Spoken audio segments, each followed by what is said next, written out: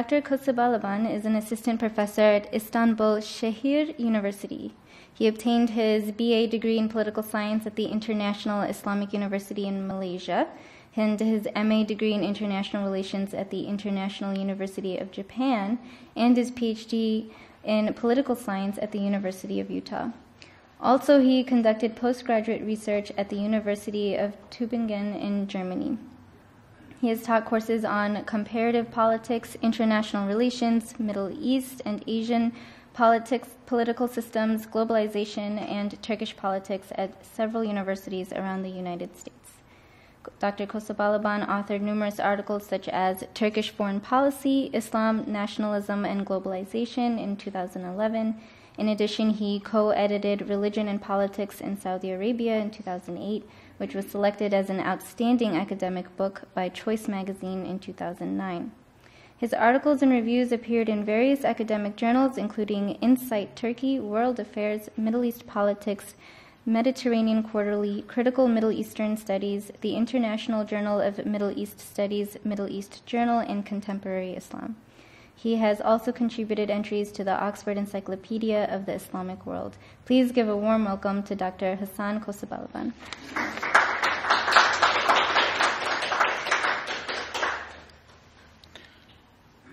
Assalamu alaikum. Thank you very much for the kind introduction. Excuse me if from time to time, I may deviate from my topic because I'm under the influence of jet lag. This is my, first night here. Long trip, from Istanbul. Hopefully it's, fortunately it's one, non-stop flight, which is a good thing. Today I will be talking about Turkish foreign policy in the Middle East. While we were flying, several important developments were taking place in Turkish relations with the Middle East, particularly Syria. Turkish-Syrian relations deteriorated rapidly in the last 1.5 years, to the extent that the two countries are almost in a situation of war.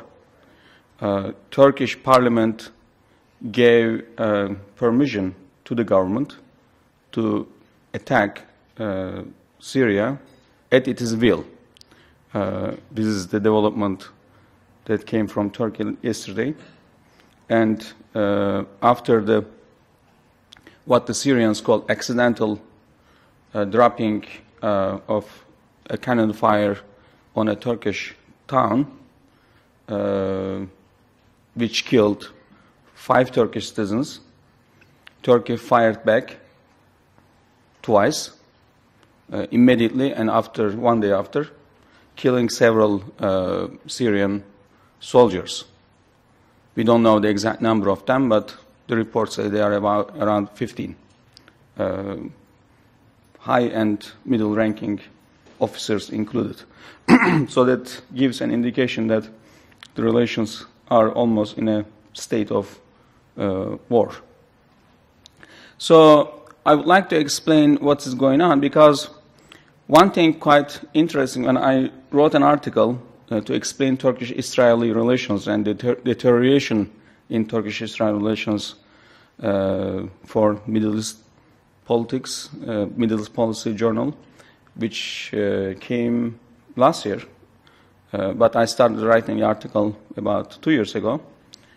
I had an introduction in that article explaining that why the relations between Turkey and Israel indicated or showed a rapid, almost a 180-degree, change.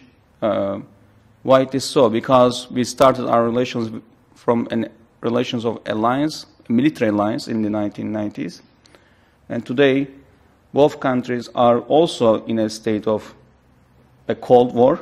Okay, so 9 Turkish citizens lost their lives by an Israeli attack.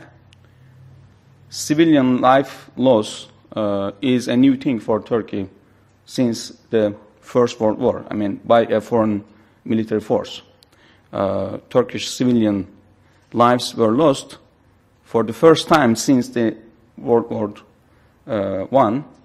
I by a foreign military, because, I mean, after that, what happened was Turkish military participated in the war in Korea in 1950, so military lives were lost in that war. But that was the first thing. So that was also a trauma and shock for Turkish public opinion that Turkish civilians were killed by a foreign military force. But several years before, Turkey was having a military alliance with Israel. So in that introduction, I wrote that, you know, look at Turkish-Syrian relations. It also showed a 180-degree change because Turkey and Syria were almost in a state of war in 1998 when the Syrian government refused to surrender Abdullah Öcalan to Turkey. Turkish military, at that time there was a militarization of politics in Turkey. So Turkish military threatened the Syrian side with war, and then Abdullah Öcalan was given not to Turkey but to other countries, and finally he ended up being in a Turkish jail. So, but from that point, we arrived at a different state of relations with Syria. Turkey and Syrian militaries conducted a military exercise for the first time, you know, 2 years ago. And I was basically saying, you know, countries' relations change from time to time, but Turkish relations with other countries change even more dramatically, even faster than the history would tell. And from that point of military alliance with Syria, we came to this point, you know, to yesterday's development. So what is going on? Why do we have such a sudden change in Turkish foreign policy about, you know, or vis-a-vis Middle Eastern countries? And I think the same kind of thing can be said about Turkish relations with Iran or Egypt. For example, with Egypt, when former Prime Minister Necmettin Erbakan initiated the D8 project of having an economic cooperation agreement among 8 large Muslim countries, former Egyptian President Hosni Mubarak refused to come to Istanbul at his invitation, whereas Iranian President and the president of 7 other countries arrived in Istanbul for this meeting, which established D8, formation of D8. And several days ago, new Egyptian president arrived in Ankara for the party congress of the ruling party, Justice and Development Party. So Turkish-Egyptian relations are now in a state of an undeclared alliance today. Whereas during the time of Hosni Mubarak, it was in a state of bitterness. Of course, you could not describe that as a Cold War or something, but it's a state of bitterness. With Iran, same kind of thing can be observed. Turkey and Brazil used its no vote in the United Nations Security Council. At that time, Turkey and Brazil were Security Council members. And that was about Iran's nuclear deal. And the United Nations, the Security Council, was voting on a new set of embargo. And Turkey and Brazil said no. They were the only countries in that group of 15 countries in the Security Council saying no to that deal. So, but today, Turkey and Turkish-Iranian relations in a state of bitterness over Syria, because the Syrian regime gets its support single-handedly from Iran, in the international diplomacy, as you know, China and Russia backs Syrian side, but the actual military and logistical, as well as other kind of support, comes from Iran, and we know that. And Turkey, even though it does not accept that it gives military support to the insurgents in Syria, I think everyone is quite aware that Turkey gives a strong support to the Syrian insurgents. So these kind of, I think, contradictions in terms of, relations, dyadic relations between countries, Turkish relations with several Middle Eastern countries, is a kind of surprise. I mean, should a country follow such a, unstable foreign policy? I mean, this can be asked, and I think Turkish media is asking these questions, or this set of questions. Why, or the Turkish opposition party, CHP, is asking this question, why can't we follow friendly relations with Syrian government today? My point of view, I think I will explain in this presentation, is more historical and theoretical. I believe that a country like Turkey cannot follow a zero-problem foreign policy as it was promised by the current Turkish foreign minister when the party came to power, that the party and the government would follow a zero-problem foreign policy towards Middle Eastern neighbors. I mean, not all sorts of neighbors, but of course, most importantly, Middle Eastern neighbors. Today, even he cannot acknowledge that this was a realistic, idea.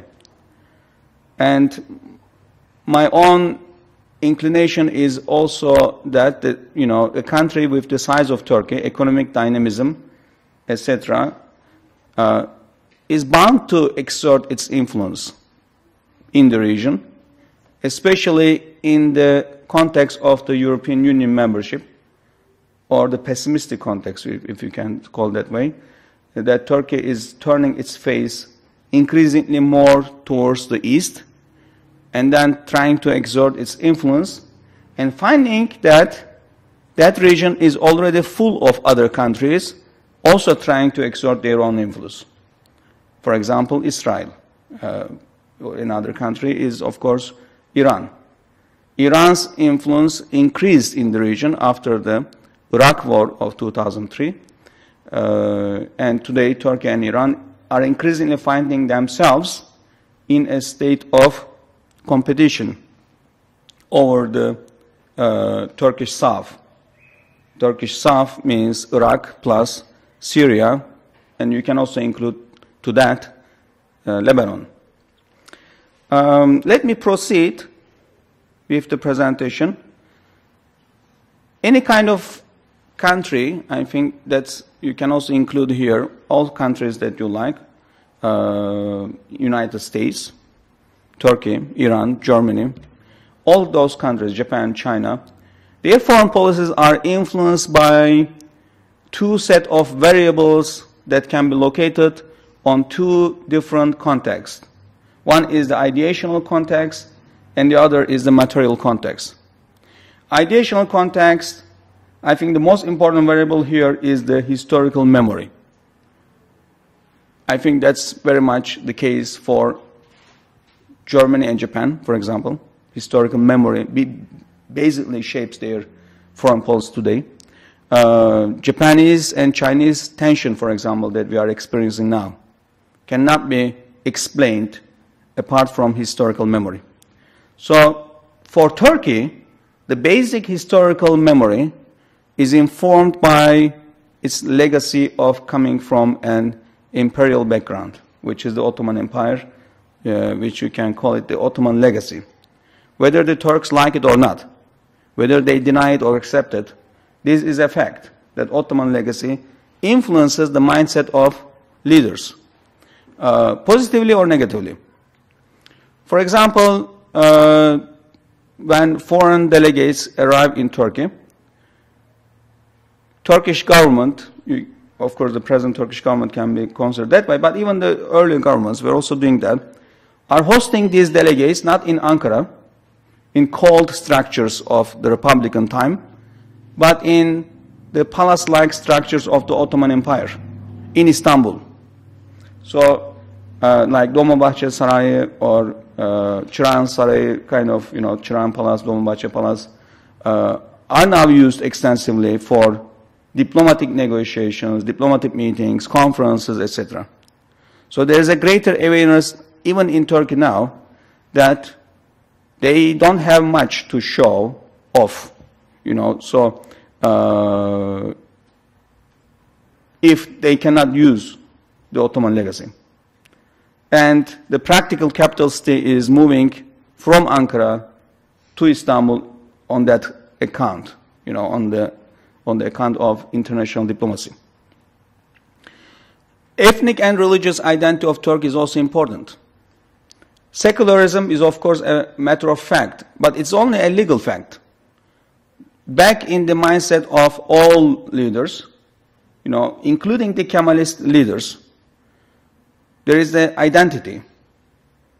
There is identity which is inspired or informed by the religious and ethnic composition of the, or their background or the composition of the population. The other set of variables can be located on the material context. And here the country's population. And in our specific case, the Turkish population approaching 80 million people. We are still, less than what Egypt has in terms of population. But it is one of the three big countries in the Middle East: Iran, Egypt, and Turkey. A young population, relatively speaking, compared to its European neighbors. And another fact is geography. This country is located where Europe ends and where Asia starts, or the other way around. Okay, so this way, it's you can bring this geography, of course, as a part of the ideational context as well, where to belong to. The concept of belonging, civilizational belonging, can be considered as a variable as well. Economy. Turkey is a resource-poor country. It's a big population, but in terms of energy resources, is extremely resource-poor. Now, big population is hungry, you need to feed them, and you need to export more, but exporting more means consuming more energy, which only means increasing energy dependency on others. And here, two other countries that Turkey is building an energy dependency on are Iran and Russia. Turkey exports its 65% of natural gas from Russia, about 25% from Iran. And of course, these are now increasingly entering into a competitive stage with Turkey. And this dependency is a big headache for Turkish policymakers. Because if they want to, risk tensioning or creating more tension in relations with Iran, then Iranians are always ready to cut or reduce the amount of natural gas entering Turkey. To offset that, Turkey is building its relations with Azerbaijan. But all this historical memory is also entering into that kind of relationship as well. For example, in Turkish media as well, when they criticize Iran, they always refer to the historical memory. 500 years ago, these people also stepped from behind, referring to Iranians, but actually they were Azeris. And in Azerbaijan, there is a very strong ownership of the Safavid dynasty, or legacy. Azerbaijan is a tiny country, but their identity is inspired from the idea that they really own the Safavid empire in Iran. They are the relationship between Iran and Azerbaijan really looks like the relationship between Taiwan and China in terms of claiming over each other's, territory in a way. There are more Azeris, of course, living in Iran than in Azerbaijan, significantly more. So all these identity issues enter into the field when Turkey is building its religion. Another escape route, of course, is Armenistan or Armenia, and you know all this sort of historical memory is also a matter of problem in that kind of relationship. So coming from the imperial background gives you certain advantages, but it also gives you certain disadvantages in terms of historical memory. When Turkey starts to exert its influence, it's always remembered that this was the capital city of the Ottomans, and it's not always like very much. Not all countries are like Egypt, but even in Egypt, I think the historical memory that Muhammad Ali Pasha built a strong state that was able to defeat the Ottoman Empire. There's a source of pride for Egyptians as well. So that's, I think, very much also true for the rest of the Arab public opinion, which is more sympathetic towards Turkey than any other public opinion.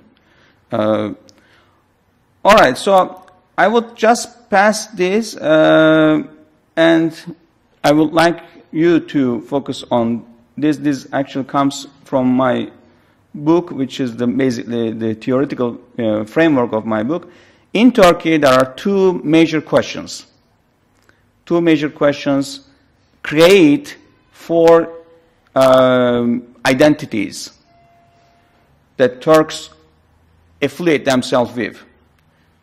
Two major questions are the question of Islam versus secularism, and the other is the question of liberalism versus nationalism, or integration versus nationalism, globalism versus nationalism. So we have four major identity groups in Turkey today. One is the Islamic liberals, Islamic liberalism. There's a typo there. Islamic liberals. They are Muslim by practice, but they are also liberal in terms of their economic outlook, in terms of their desire to integrate with the global marketplace. For example, they are very much pro-EU membership. They want Turkey to become an EU member.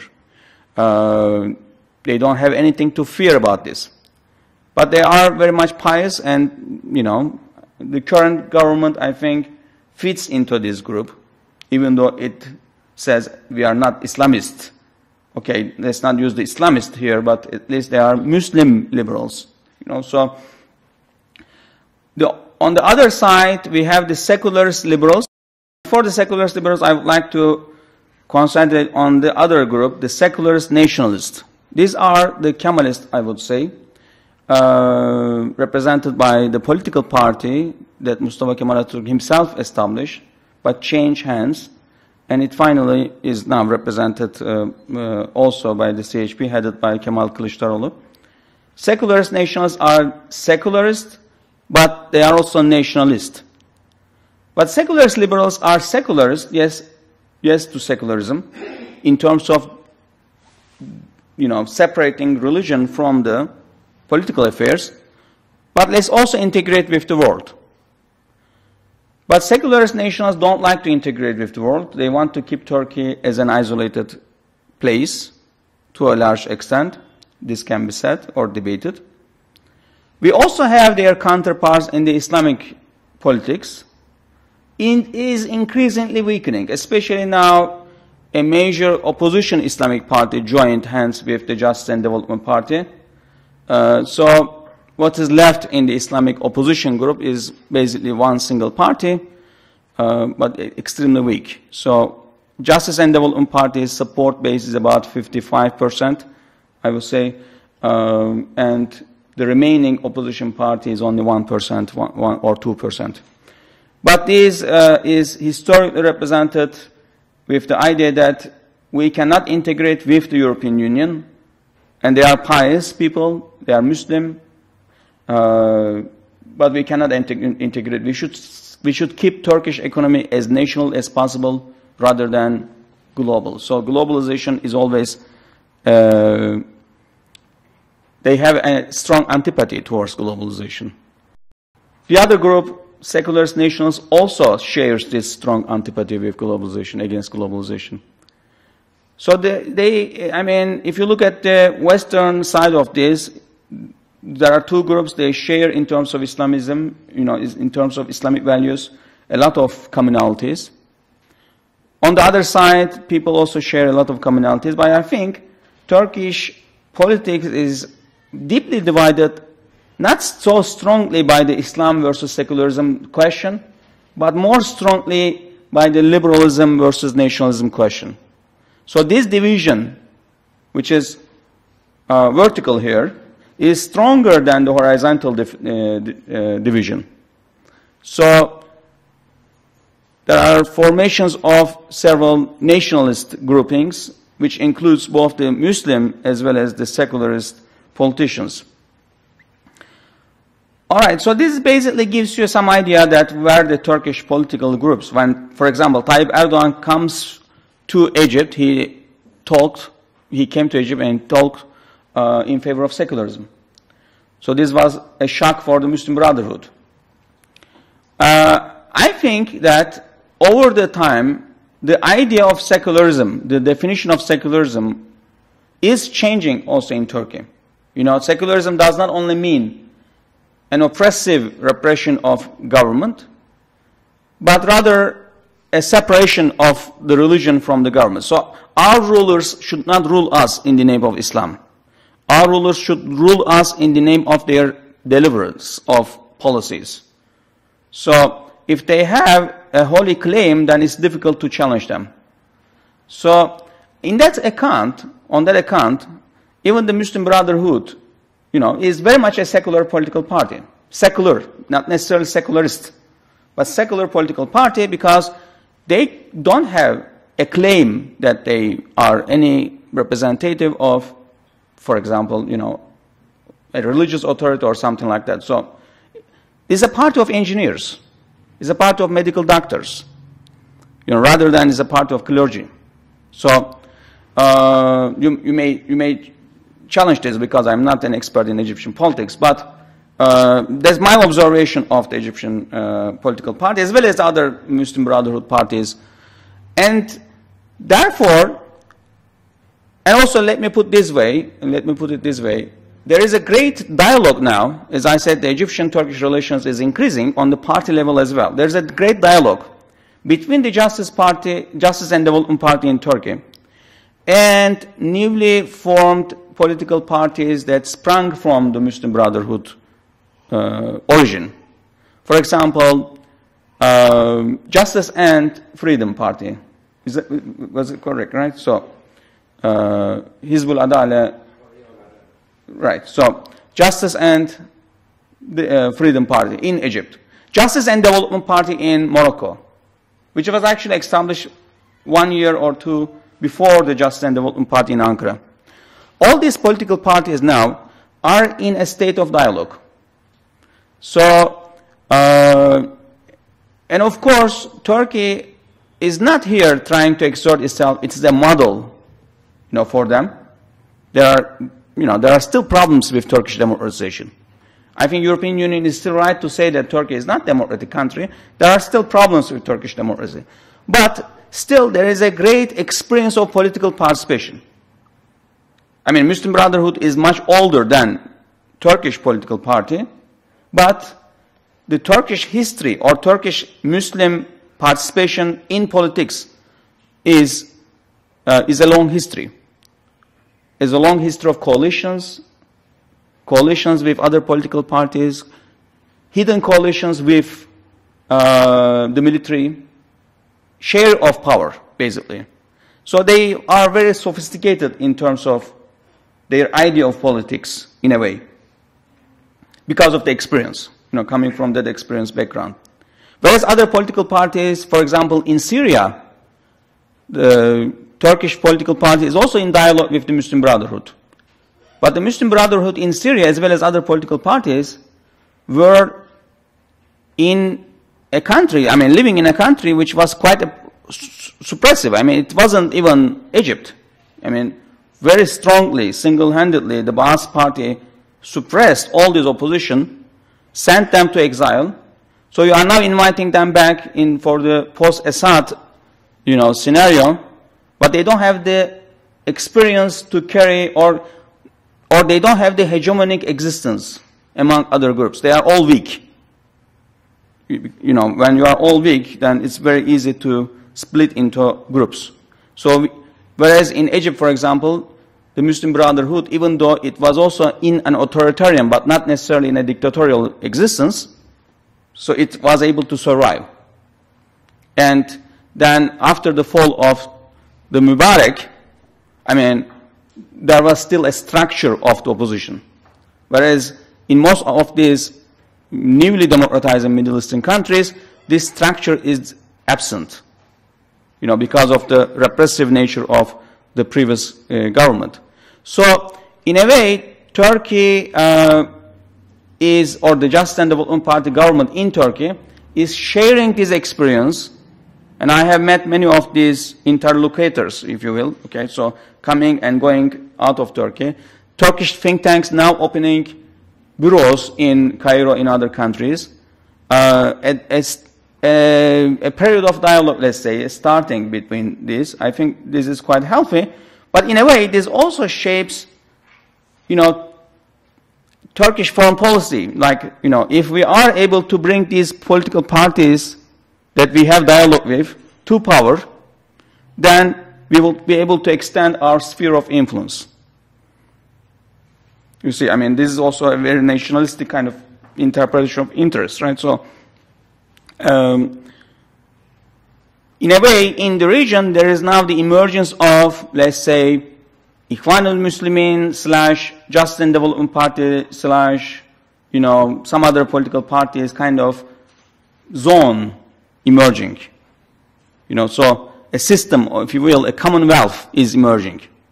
So who are now the parts of this commonwealth? From Morocco, because Morocco is also part of this, despite the fact that they did not experience revolution, but still the king adapted well to this process and brought the Justice and Development Party to power, or allowed coming to power of the Justice and Development Party. And to Tunisia, where Mohammed Ghannouchi, who always had a very strong relationship with Turkish intellectuals, is now in power, basically his political party and team. And then from there, you have Libya and Egypt. In Libya, of course, you know, a mainstream or a more moderate group is in power, or more, let's say, moderate right-wing political party, very much business-minded, you know, group is in power. The situation is much different. So now the question is, for Turkey, or I think Egypt also shares this vision, how to expand this zone, this commonwealth, to other countries. Because on the other hand, you have the rival Iranian sphere of influence to Turkey, and to basically the Sunni liberal group, which can be defined here as an Islamic liberal.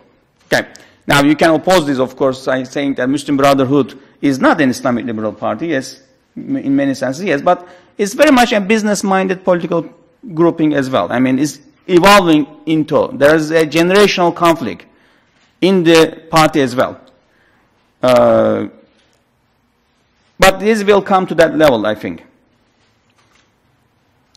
Now, I want you to bring you a little bit history. In 1916, the great historian Arnold Toynbee asked the question, I mean, he wrote, of course, lots of writings about history, and he asked the question where Turkey belonged to.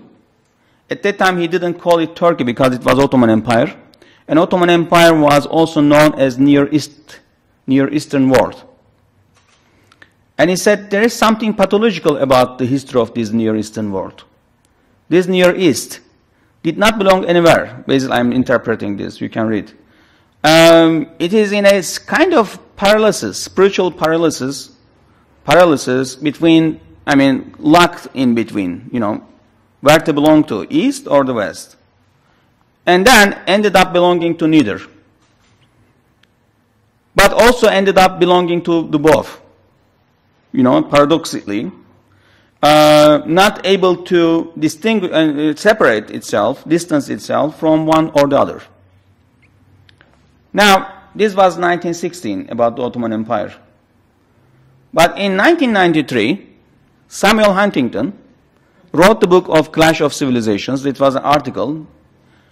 Article had the question mark, as you know, right? So, but the book did not have the question mark. It was 1993, and he said there are some torn countries, torn between two things, okay? Torn nations. They cannot decide over the question of civilizational belonging. They belong to one civilization or another. They don't know, okay?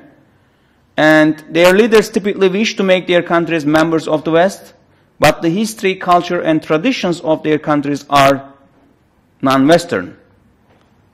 And the most typical example is Turkey. Turkey belonging to neither West nor East.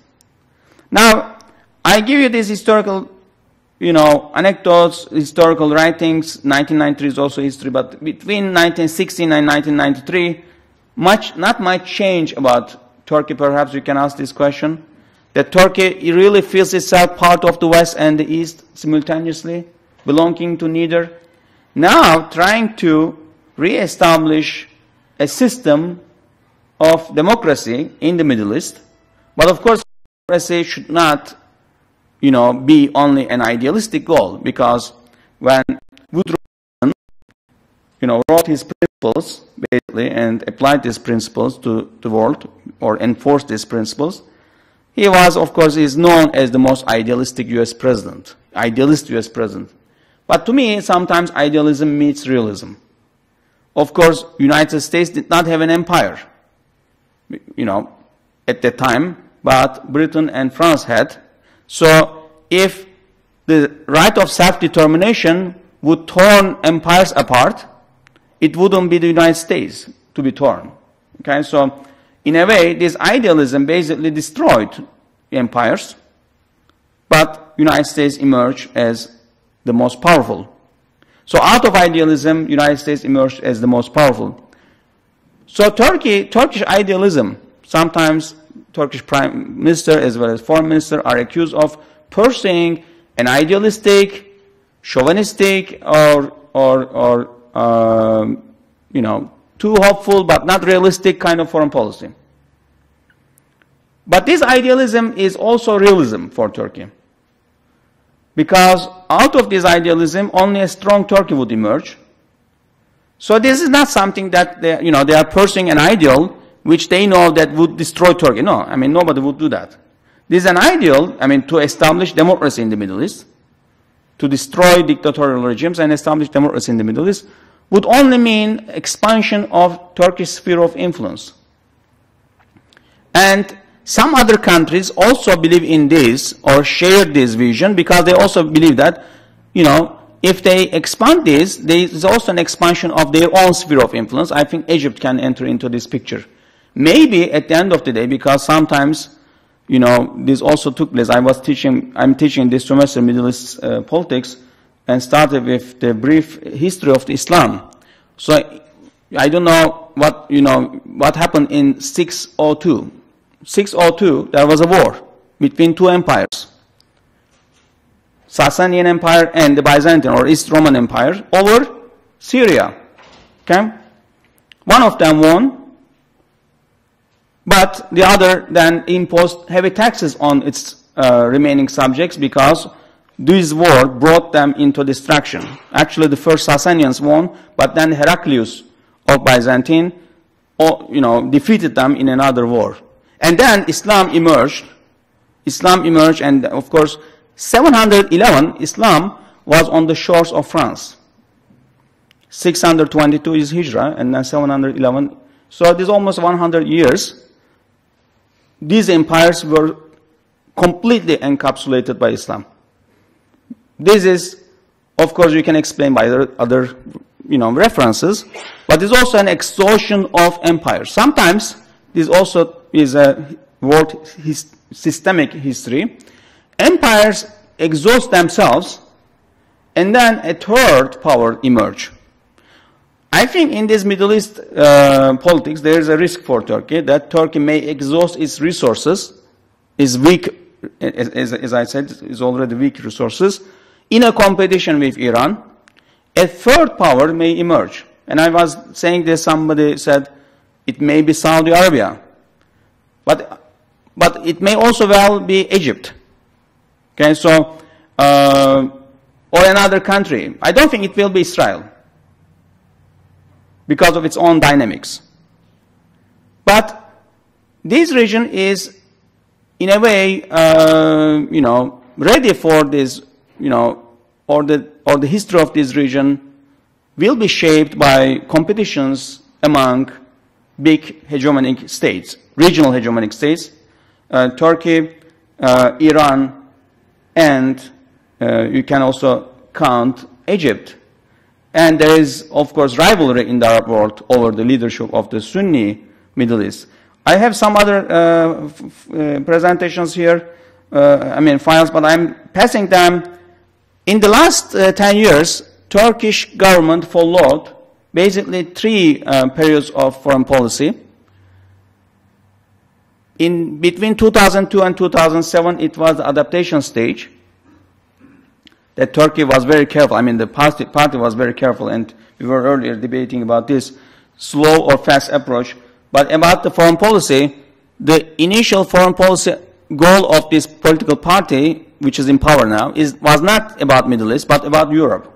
So basically, it was the discourse of conservative democracy. We are now part of the conservative democratic parties in Europe.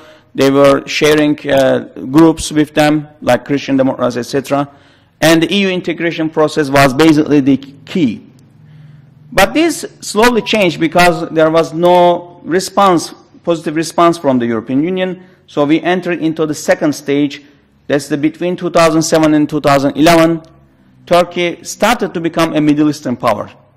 But in a shy way, yet, yes, we are returning back. But we don't know about their problems. Let's bring them together. Let's follow still a careful diplomacy. So I would call this a mediation diplomacy. A zero-problem foreign policy approach here was brought forward. And relations between Iran and Syria were also improved. And there was a careful detachment from the United States and EU line in foreign policy. And then there was a rapprochement with Syria and Iran.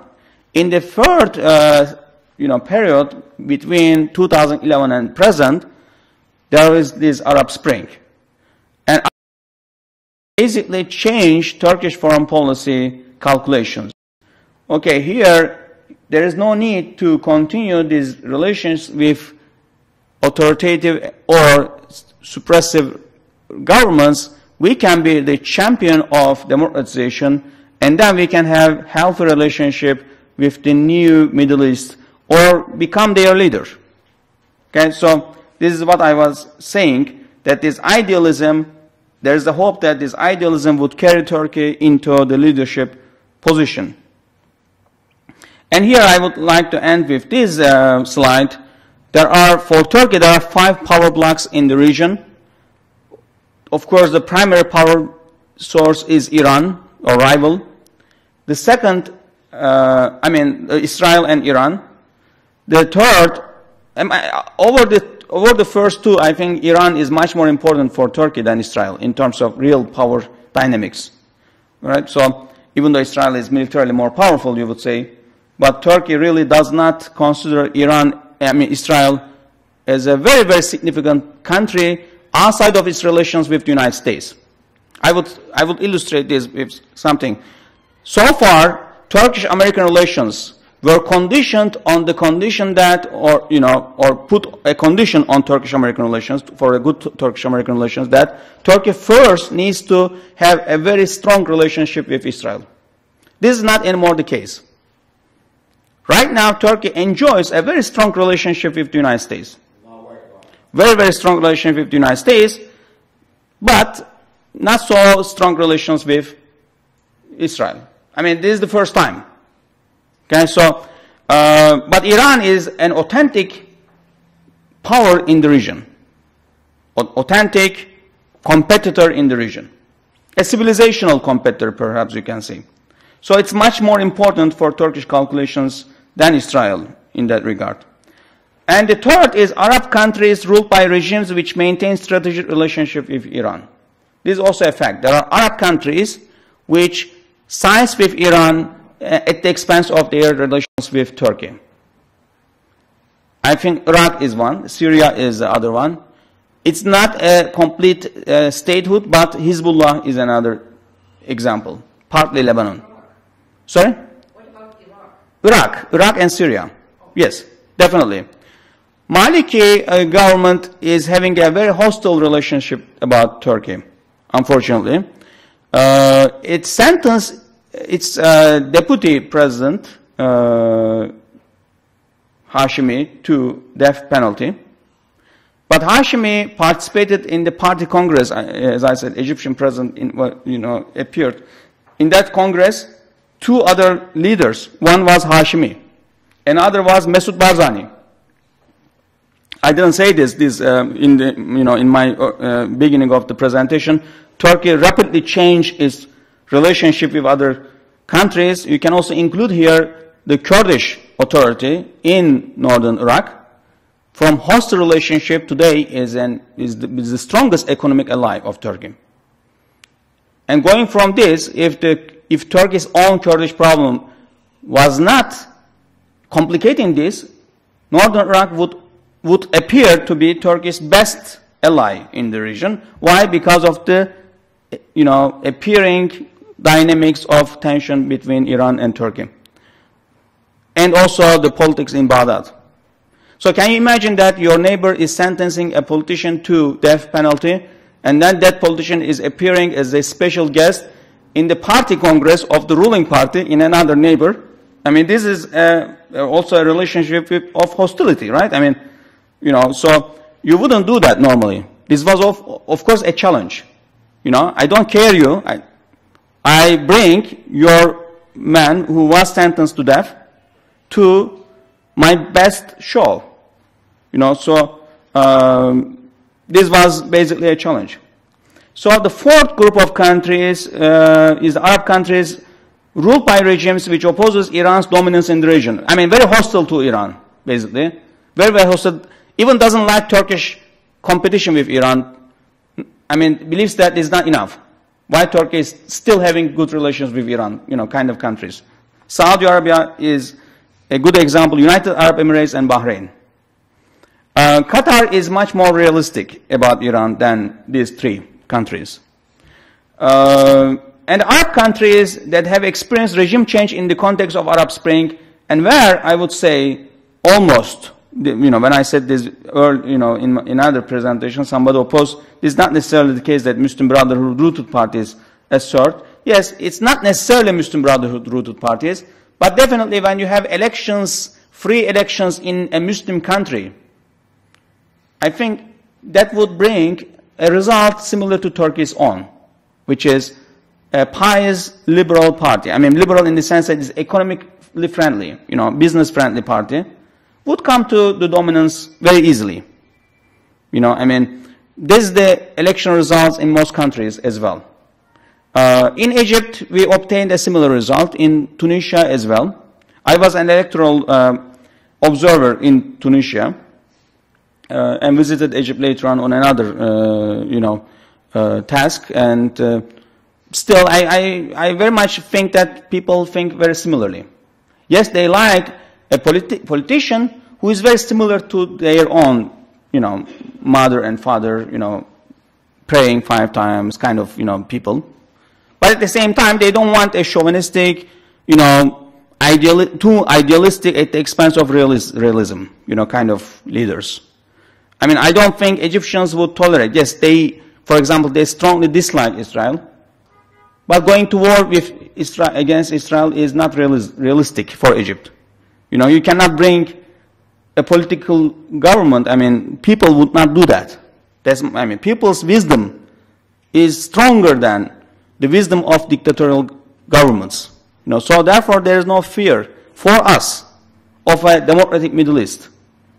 But the fear of a dictatorial, government, as the government of Saddam Hussein, for example, or regime of Saddam Hussein is much more dangerous.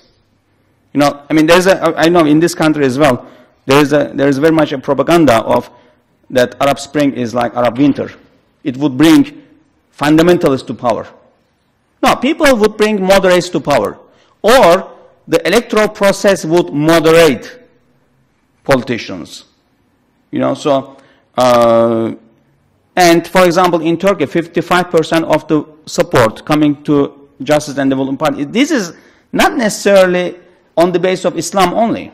Don't confuse this. I mean, yes, you know, this is a fact, but this is very much because people like stability.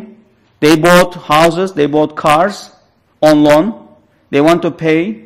They want a stable government, but they also want an accountable government. They don't want a corrupt government.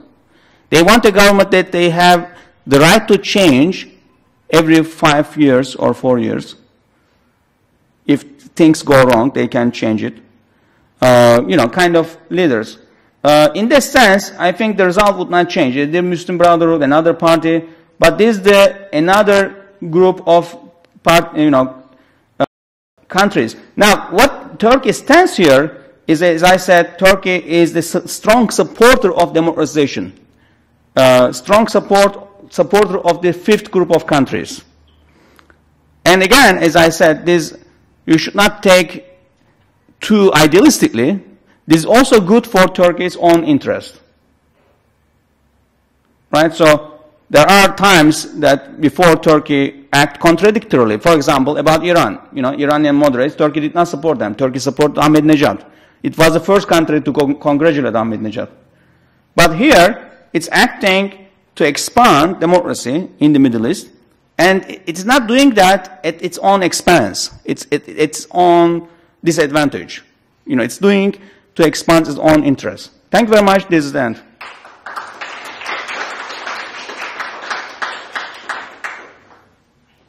you have any questions?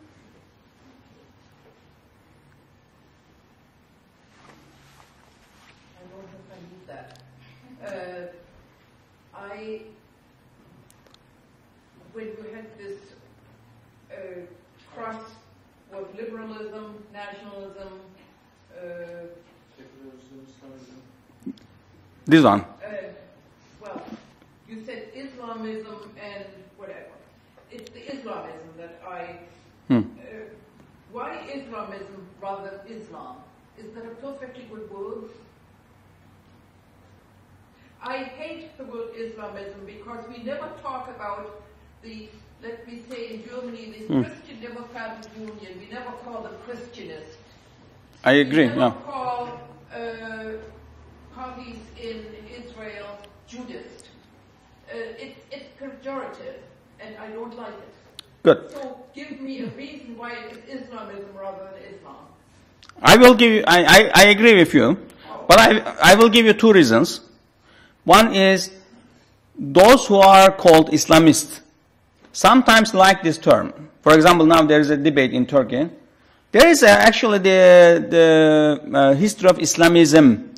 I mean, this is not only a Western given term. Muslims also adopted this term. Not necessarily coming, I mean, yes, you are right. I mean, yes, I understand totally what you say. But at the end of the Ottoman Empire, when ideologies were emerging, there were a group of people who called themselves Islamiyun. So, not because the West called them that way. I also agree with you strongly, 100%. I don't like this term myself. Okay?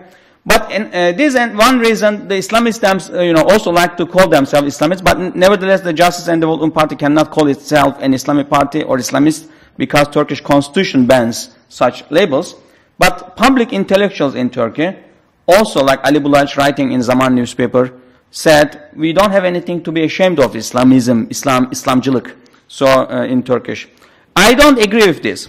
I think I agree with you rather that a person like Mitt Romney is much less secularist in my mind than Mohammed Mursi. You know, because Mohammed Mursi's prophet was dead, several hundred years ago, whereas this person's prophet is alive today.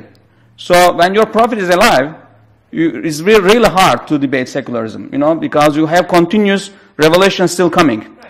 So I don't want to denigrate anybody, there's not an intention of that. I also spent my time and beautiful years in Utah with them. But still, this idea that, that's against secularism, actually. That's at the expense of secularism, so, because if you believe that you are in continuous contact with God, as opposed to a person who believes that, no, I have this text, but I don't have anything. I mean, sometimes I receive inspiration, but that's only for me, kind of person is much more secular, not necessarily secularist. Therefore, I think Tayyip Erdogan's message about secularism was valid, and can be debated. The other reason why Islam here can be dangerous to call Islam is because it also sends a message to the other camp that you are not Muslims. Because Islam is here, and those who are the other side, I'm not the one who can judge this, because I believe that, not by practice necessarily, but even the foundational leaders of Turkish Republic, the most secularist ones, were still very strongly Muslim in their mind, because when you look at the agreements they signed, the exchange agreement with Greece, etc., or about Cyprus, all these references to Muslimness, so they were Muslim communalist, pretty much similar to Indian, Pakistani debate, Muslim communalist, not necessarily, perhaps alcoholic drinking person defending the rights of Muslims or something like that. So, therefore, still, those people are Muslims, essentially, again, judging their belief is not my business, but I'm judging them sociologically. They are still Muslims, and they can also be very strongly in a sociological sense, Muslim communalist. Don't misunderstand it. Communalist meaning defending the rights of Muslim community. So in that sense, Kemalism is deeply Islamic. So it has a dimension which is deeply Islamic. But so therefore, it's very complicated picture, as you can see, right? So to put this, but nevertheless, in Turkey, there is this debate, for example, headscarf issue or other issues, that Islam or Islamism is at tension with secularism. But those secularists don't also think that they are completely neutral from the influence of religion. This is a long debate. We can also discuss this. The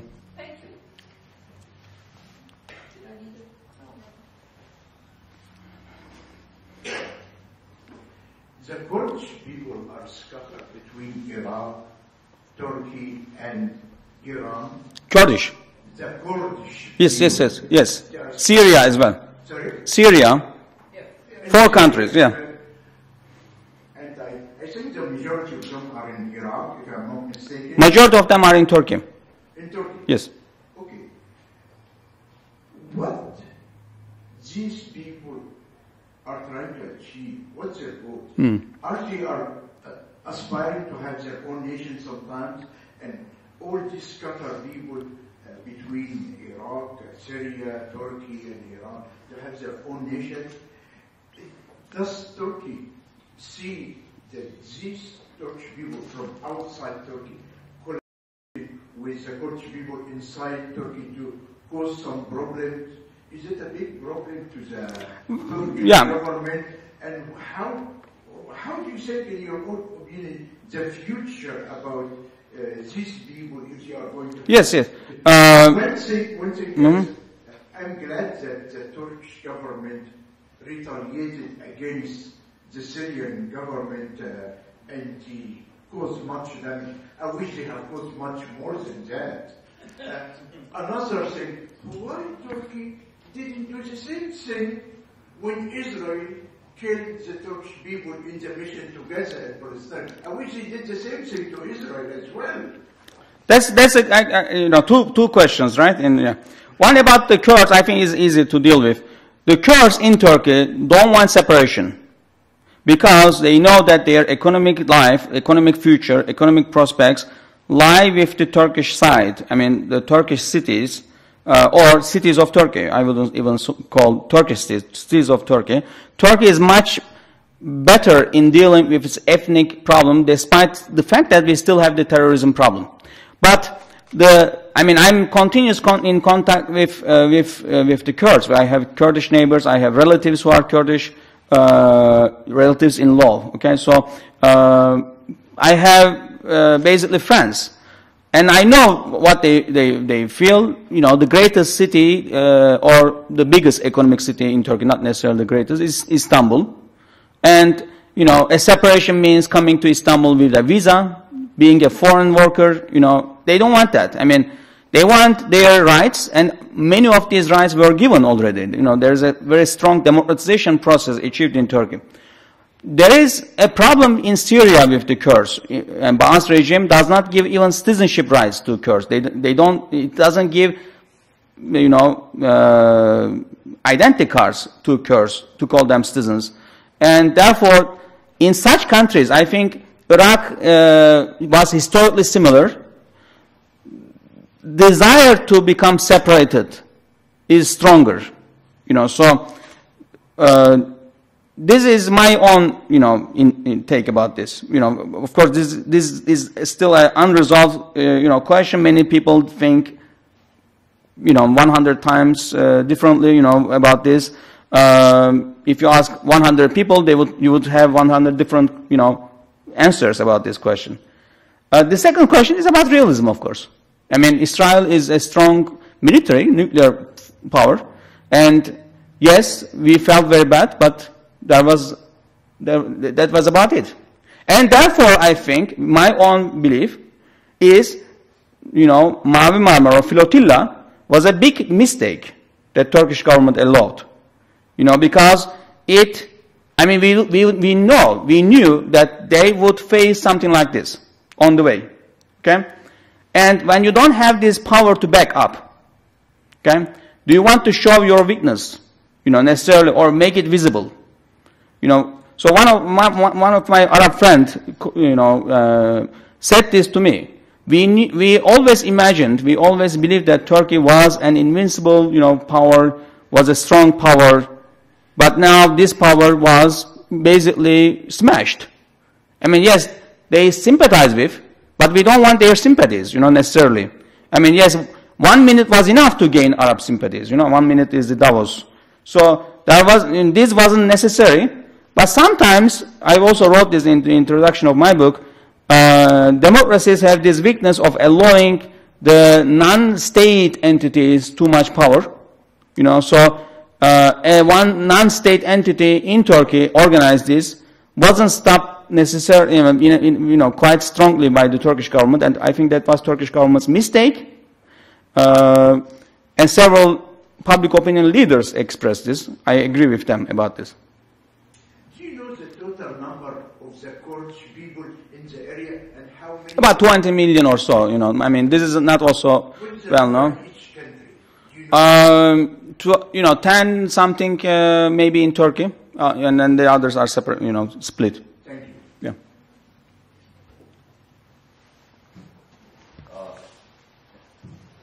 Thank you, first of all, for your excellent presentation. I think I have learned Thank you. Today about not only the demographic, but what are the other realities in that region. I have heard Arabic ambassador, former ambassador, very distinguished ambassador, Ambassador Louis Mansour. And a couple of the meetings I was with him because of some consultation with him. And I remember that there is one thing for the last experience, I have 3 presentations from him, and in all 3 of them, the most central point which he said, and he actually gave a warning, especially for Muslims community who have been working in different platforms in terms of U.S. and Muslim relations on East and West. And that was the divide between Shia and Sunni. The first time I heard from him, I did not pay a whole lot of attention. Second time I heard from him again, then it was some kind of a challenge, something to think about it, And the third time when I think heard from him just a few months ago, and he said, we have to take that dividing into consideration. But now, since the time of the fall of, so to speak, fall of Gaddafi, My question to you is what related to this area. I know you wrap up one of the items, one of the power players, such as Saudis and UAE, which is fine. But how much do you think, though it is to be, after I do all the analysis and here, and especially, and I won't shy away to even say it, that especially to people who would like to see, so to speak, the Muslim movement strengthening, that this warning which we were given by Ambassador Dr. Louis Maksoud, who himself is not really Muslim, or at least declared Muslim, though his lovely wife, the late Dr. Hala Maksoud was a Muslim. I mean, when you hear, such an independent person, and we did not, most of the people did not heed to his warning, so to speak. But when I see that, I see two things plain, since the time of NATO going into Libya and then now in Syria situation. I want to see your opinion. The one power play is that the divide which is created between Shia and Sunni, and very dangerous, very, very dangerous. And that's the way I feel it. And that is the power itself. Secondly, I think one power player which we have omitted, today's, I'm sure you have something in the back of your mind, which is the power of NATO or vaccine itself. Because, as you said, the reality is, if when the flotilla was attacked, and by the way, I was admired when I had a chance to see Mr. Erdogan a couple of years ago, and I congratulated him, because I think that was the moral leadership. That is the day when the Turkish government exerted the moral leadership among the whole Muslim world, and and many people were involved for that. But coming back to the point is, I think your observation of your experience on the divide on Shia Sunni, and the other player, which is the NATO, or maybe we can call it West America. Still, the reality is, if Israel attack, Turkish response would be different, or rather, any Middle Eastern response would be different. But on the contrary, if another neighbor will attack, the response is altogether different. And I thank you for acknowledging that. And so I want to hear those two powers. One is a deliberate effort to create a humongous divide of Shia and Sunni, which is very, very dangerous. Yeah, I agree. And the second is the influence, the real influence of the NATO, because it is at the end of the day, it is the NATO which is making the decision. Thank you. Thank you very much.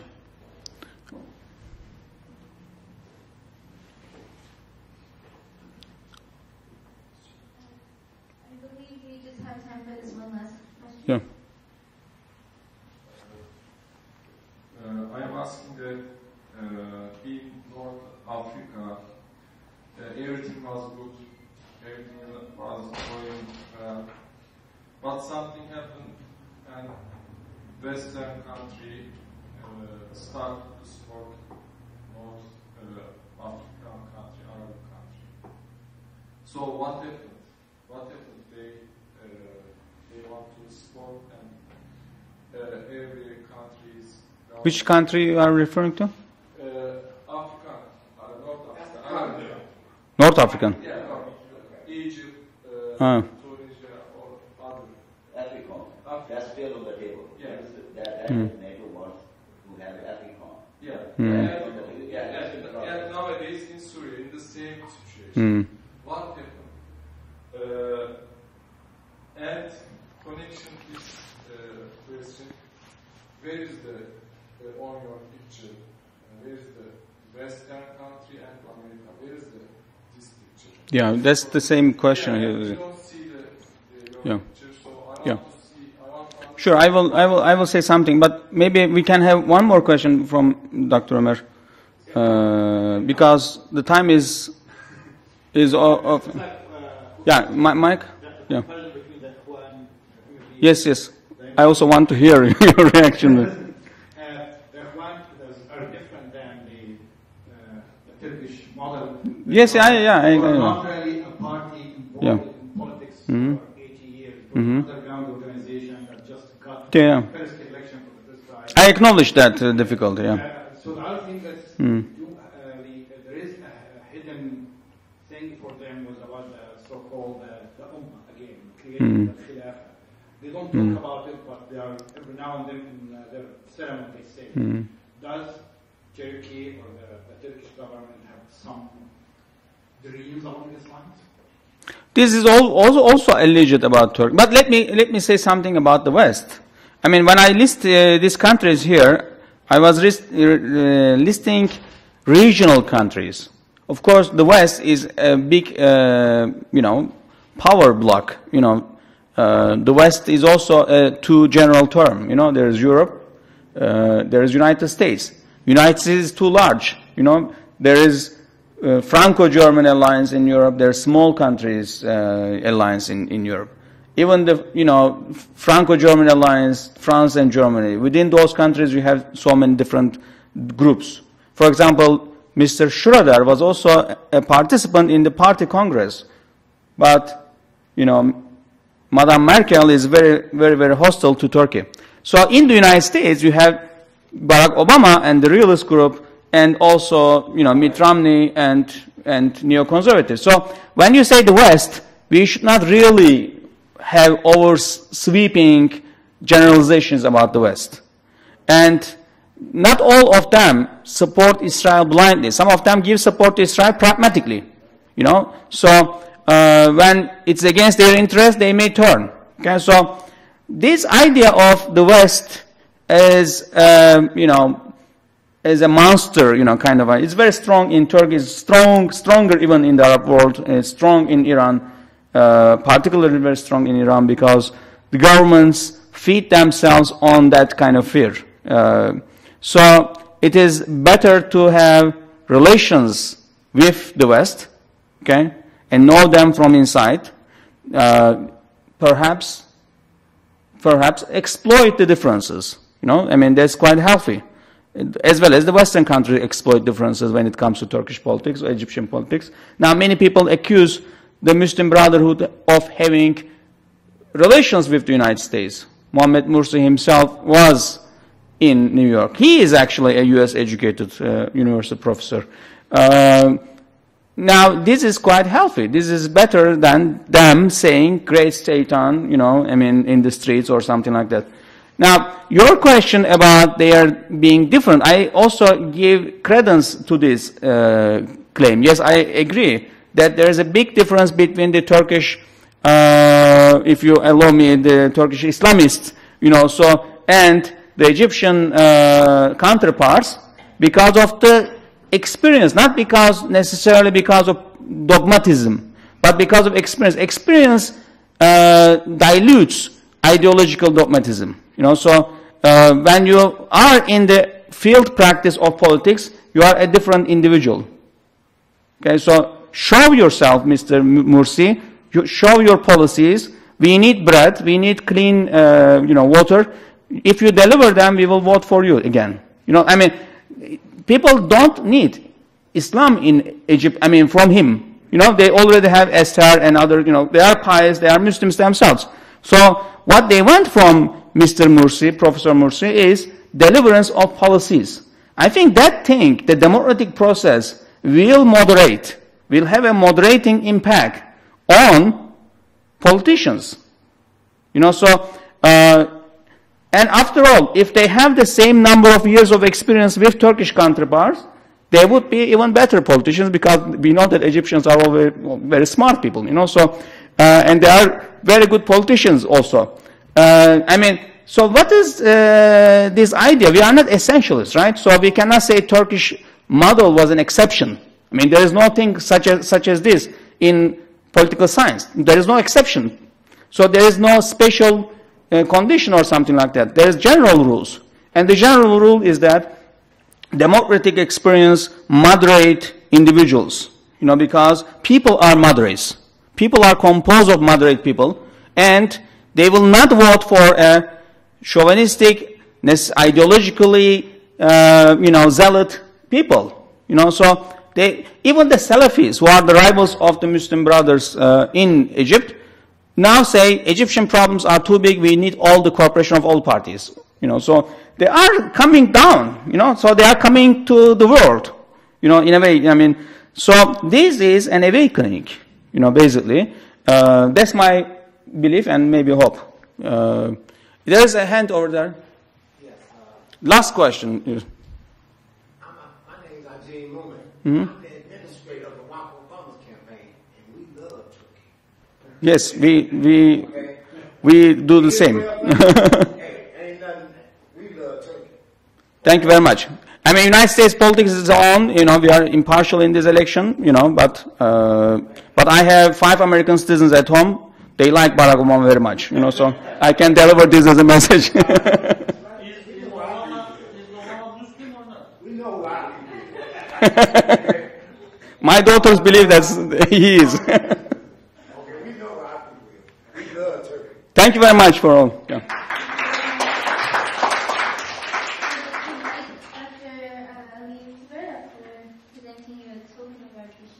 Thank you very much. Very small token, but this is on the Turkish group.